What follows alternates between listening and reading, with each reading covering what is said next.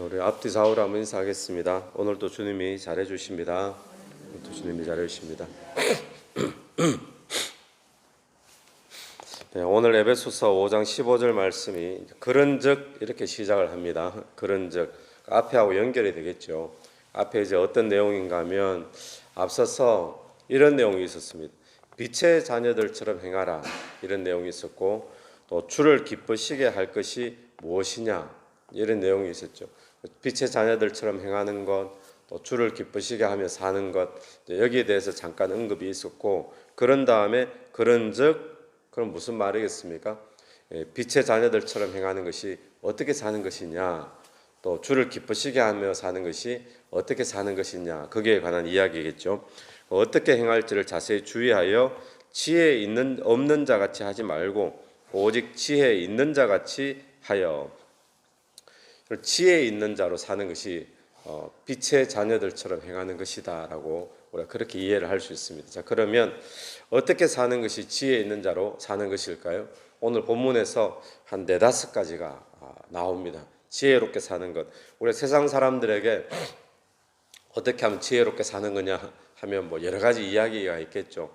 뭐 부동산을 사라, 또 뭘 해라, 뭐 지혜롭게 사는 것, 뭐 온갖 이야기 있을 수 있는데, 오늘 성경에서 말하는 어떻게 사는 인생이 지혜로운 인생인가? 첫 번째는요, 16절 말씀에 세월을 아끼라 때가 악하니라. 세월을 아끼는 것이 때가 악하니라. 세월을 아끼는 것이 지혜롭게 사는 것이라고 이야기합니다. 자, 그러면 이 세월을 아끼는 것, 우리 얼핏 생각하면 뭘 생각합니까? 시간 절약해라 이렇게 생각하기 쉽죠. 그런데 여기서 말하는 세월을 아끼라, 이 원어에서 어떤 뜻이 주어지는가 하면 주어진 기회를 선용해라 이런 뜻입니다. 주어진 기회를 선용해라. 그럼 주어진 기회는 뭘까요? 여러분, 주어진 기회는 오늘 저와 여러분에게 주어지는 모든 시간들이 주어진 기회입니다. 어떤 사람에게는 바쁜 시간일 수도 있죠. 어떤 사람에게는 그냥 편안한 시간일 수도 있고, 어떤 사람은 고난의 시간일 수도 있고, 어떤 사람은 형통의 시간일 수도 있고, 또 병든 시간일 수도 있고, 건강할 시간. 이거 전부 다 우리에게 주어진 기회가 된다라는 거예요. 그러니까 기회를 선용해라 그러면 오늘 어떤 기회로 선용하라는 거겠습니까? 세월을 아끼라, 기회를 선용해라. 무슨 기회를 삼으라는 것인가 하면 오늘 우리에게 주어진 건강한 시간일 수도 있고 병든 시간일 수도 있는데, 병이 들어도 이것을 기회로 사용하라는 거예요. 또 건강하면 건강한 대로 기회로 사용하라는 거죠. 어떤 기회겠습니까? 예수 믿는 믿음으로 사는 기회가 되면 된다는 겁니다. 내게서 예수가 주인으로 사는 기회가 되면 된다는 거예요. 우리가 흔히 이런 이야기 종종 합니다. 지금은 내가 몸이 좀 아파가지고 병원에 입원해 있으니까 내가 나중에 몸이 좀 괜찮아지면 그때 내가 주의 일을 하고 믿음 생활 열심히 하고, 우리는 지금 형편은 좀 안 좋으니까 형편이 좋아지면 이런 이야기 많이 하죠. 그런데 세월을 아끼라 이건 뭔가 하면 지금 형편이 좋으면 좋은 대로 믿음으로 살면 돼요. 형편이 안 좋으면 안 좋은 대로 믿음으로 살면 돼요. 지금 누워있으면 누워있는 대로, 병원에 입원해 있으면 입원해 있는 대로 그 순간에도 믿음으로 살면 되는 거예요.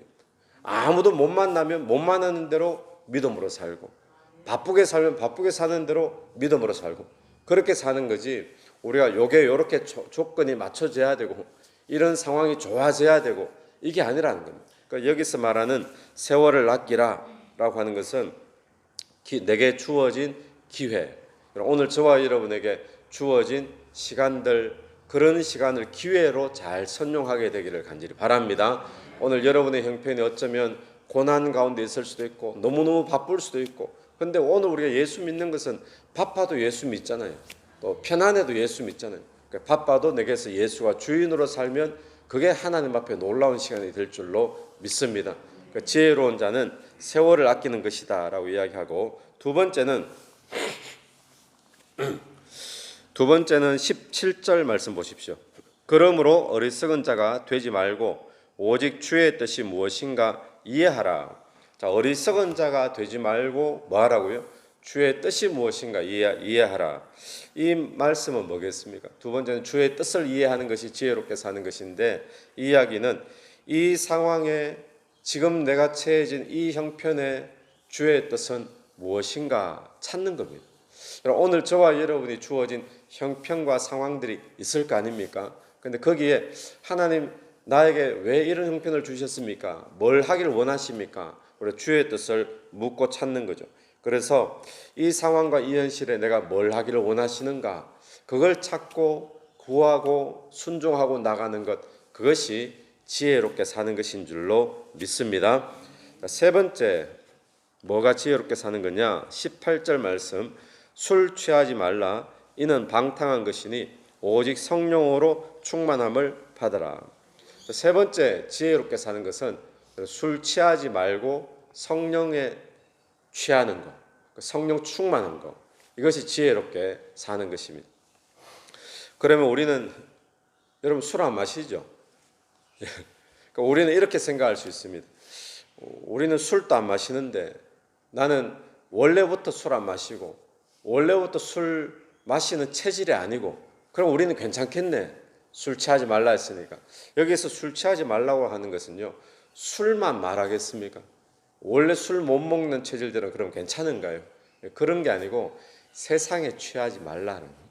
우리가 예수에 취하고 성령에 취하고 이것 외에 세상살이에 취해 살면은 그거 전부 다 지혜롭게 사는 게 아니라 어리석게 사는 거라는 거예요. 다시 말하면 세상 재미에 취해 살 수 있잖아요.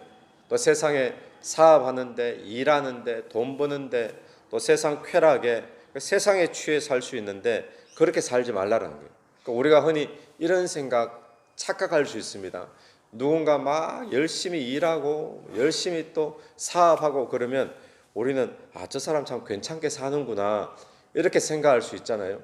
세상에서는 그렇게 판단할지 모르지만, 그런데 성경에서는 그게 아닙니다.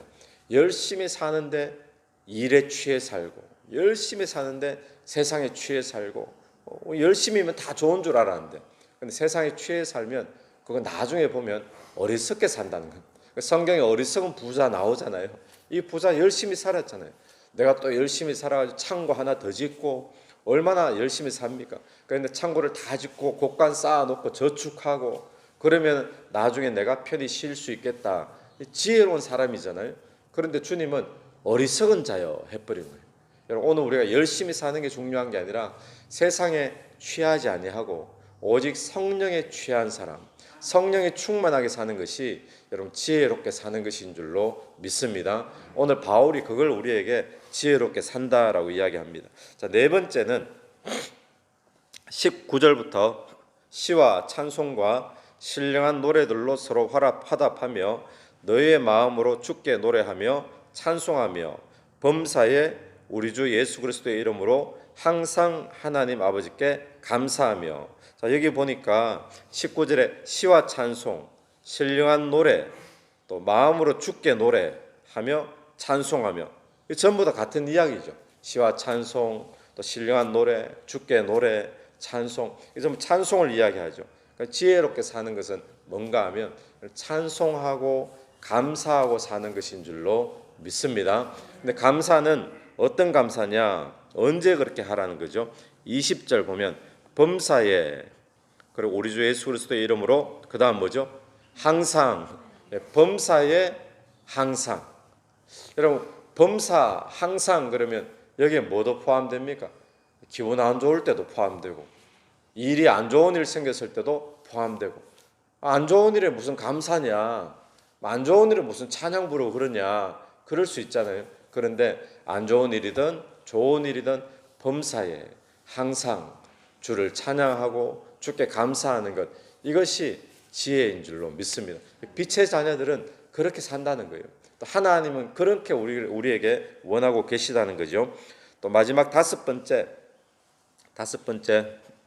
21절, 그리스도를 경외함으로 뭐하라 그러죠? 피차 복종하라. 피차 복종하는 것. 피차 복종하라. 근데 앞에 뭐가 나옵니까? 복종하라 앞에 이 그리스도를 경외함으로. 여러분, 사람끼리 뭐 서로 복종하고 뭐 그런 게 있습니까? 사람끼리, 그죠? 같이 예수 믿는 오늘 우리가 복종해야 될, 순종해야 될 대상은 온 세상에 한 분밖에 없습니다. 누구죠? 주인한테 복종하는 거예요. 내 인생의 주인 되시는 주님께 복종이지 사람께 복종하고 사람께 순종하고 원래 이런 건 없습니다. 그런데 주님께서 우리에게 원하시는 것은 그리스도를 경외함으로 이렇게 붙었잖아요.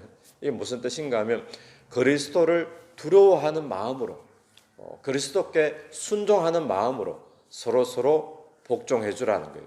서로 순종해야 될 그런 어떤 위치들이 있고 질서들이 있고 그렇잖아요. 그런데 그 사람 보고 순종해 주는 게 아니고 그 사람 보고 그 사람의 지위가 이러니까 그게 아니라 그리스도 때문에 순종해 주는 거.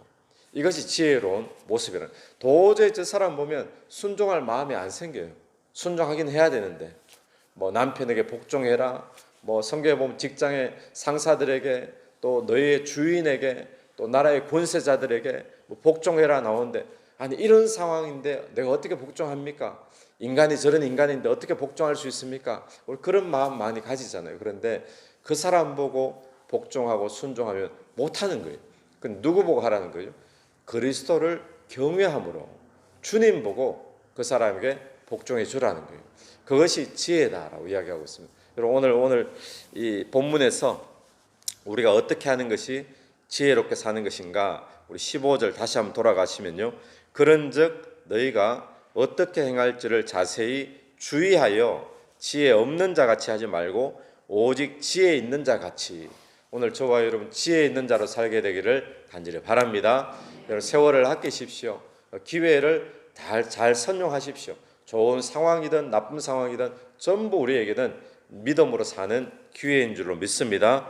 또 주의 뜻이 무엇일까?